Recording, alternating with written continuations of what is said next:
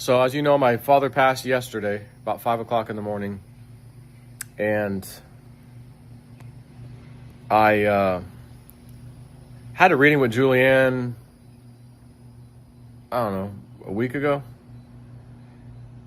something like that. Maybe it was, yeah, like not even, maybe it was last Friday, actually. Well, yeah, here we are a week ago. So she had told me in that dream, and by the way, she's having a 4th of July special, I think, if you go to her website, which you can go to from woowoodude.com, WOOWOO dude.com, woo woo dude. She's on there too. She's having a 4th of July special. I think for, it's a quick reading, $35 or something for like a short reading. Anyways, you can see what she's got. And one of the things she had told me, hey, when you and your queen, your wife, go to bed, as you fall asleep, hold hands. Say, hey, I will see you in this dream tonight. Okay, so did it. First night, had a dream. I never saw her, but she was there. I knew she was there, my wife. But I didn't look over at her to interact with her, but she was there. And it was like we're at a school kind of setting in a lunchroom, and a teacher or somebody was coming up, even though we were adults. And I'd wrote down this number, and it was 111188, 4 ones and 2 8s. And as the teacher got closer, I guess she was going to ask me about the number or what it meant or something. And I was like, oh, shoot, I think it can only be 4 digits long, so let me erase 2 of the ones. So then it was just 1188. So I was like, I knew when I woke up, go look that number up. And it was a very, very positive angel number, meaning, I'll type in the number 1188, whatever, 11188. Angel number meaning relationship, or marriage or love or something. And it was a very positive future outlook for my marriage with Evelyn, both of us. So I was like, oh wow, and that was neat, because I've been a rough husband to be with over these last 22 years because of little anger issues and things that I had of snapping and things set me off all the time, things that bother me all the time. Wife and kids walking around in eggshells all the time. Don't do that, Dad might get mad, stupid. And then I got on the testosterone recently, 3 months ago, and it's been a game changer. So it was like, oh wow, your relationship can go to a whole new level. Amazing level. It was like basically the sign. I was like, wow, this is cool. So that was the first night. Second night, I had another dream. It was nothing major. These are not prophetic dreams. Now, that first one, I think the sign was there because the number was there, and I knew to look it up when I woke up just to let me know. So the second day, I had a dream, and nothing important, but she was there. She was in the car with me, next to me. I was driving. And then I think we stopped for the next few days. And then we did it again last night for a little bit. And I had another dream with her in it again. Just nothing incredible, just a dream. And I remember one part of it, there was a tree, and I was digging around this tree for something. And I was like, I had a mining claim maybe or something. I was digging around this tree. I'm trying to think if my friend Chris was there too.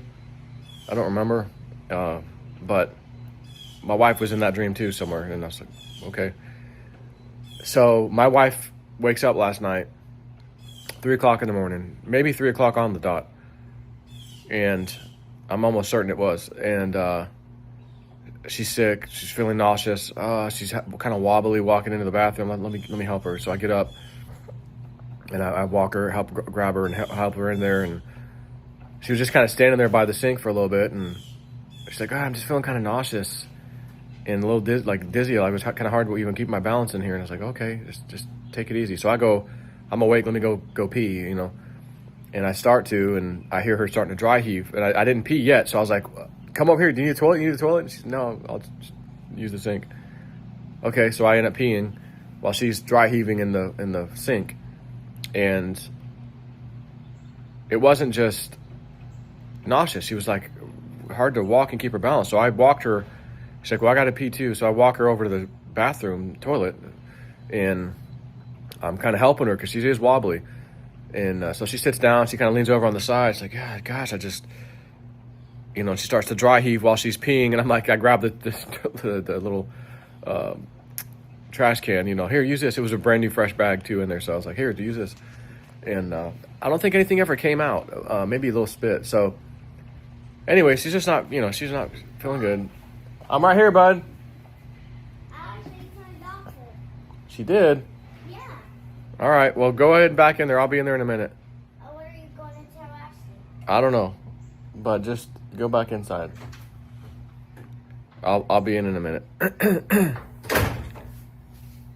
So, anyways, we lie back down and stuff, and she's just not feeling good. I'm rubbing her back, and she wants me to lay behind her and spoon her. So I do that, put my arms around her, try to rub her belly a little bit, Well, she had taken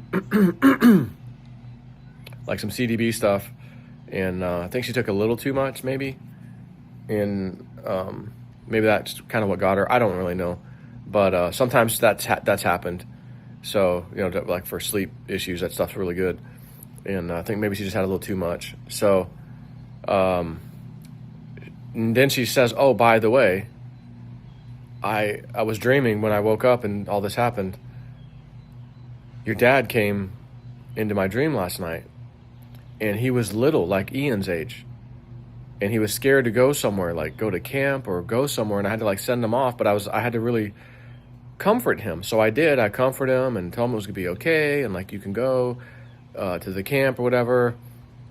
And she goes, I remember even inside the dream knowing he had died, and like, oh, he's here to visit me in my dream, like, and I felt really good and happy about it. And then I woke up and I still felt that feeling of, oh, he visited me, I'm so happy, and I felt really good about it, the same as I did in the dream. But then I'm like, oh, I'm sick, I'm nauseous. So she's like, I couldn't tell you until I was done either puking or whatever I was going to do. I was like, oh, that's amazing. Evelyn, he came to you. Like, he came to you first. You're my wife, but she was always very sweet and kind to my father. He really adored her, just adored her. And so that was really nice to hear. So I'm like, oh, let me send Woo Woo Dude that text this morning. Hey, he came to see my wife the next day after he died. And I think he was moving on to the other side, and she assisted him, is what that dream was about. And my sister thinks the same. So, I text Woo Dude. He's driving, so he's like, I saw you text. I didn't read it. What's going on? I'm heading to the dentist. I said, oh, man, my wife had this dream last night. Oh yeah. He goes, well, moments before you called, literally right before you text, and then I called you. Your dad. Guess who? He goes, guess who showed up? And for some reason, I was thinking, Big Swear's son? And he's like, your dad. Of course, like, why wouldn't I have thought of that? But I thought, well, it's too early. It's too early for that. And he goes, your dad. And you know what he did? No. He was at my pub on the other side, and he had a beer. He took a sip of it, and he like puts it up for like cheers, like. And he's like, not bad. He goes, and that was it. He goes, they can come in at any age they want to be. Just because he was 74 doesn't mean he has to show up 74. He chose to be a child when he showed up for your wife. When he came to see me, he wasn't that old, but he was, older man, whatever, and had a beer. Did he have a favorite beer? And I go, my dad had that kidney problem, but before that, because he had kidney disease, he had to really watch everything. So he stopped doing that kind of activity, even a little bit, like even a little drink he wouldn't do. But before that, I'm certain he had drinks with his friends off and on. I don't think he was ever an alcoholic, but or like a regular drinker, but he definitely had, he would have some drinks here and there. And he's like, oh, okay, just wondering. So that was neat, man. That was really cool for my dad to show up right before I send the text. He shows up in the car, essentially, with Woo Woo Dude. He comes in spirit, like he's talking to him and tells him that and shows him that. So, again, it's like, your dad's fine.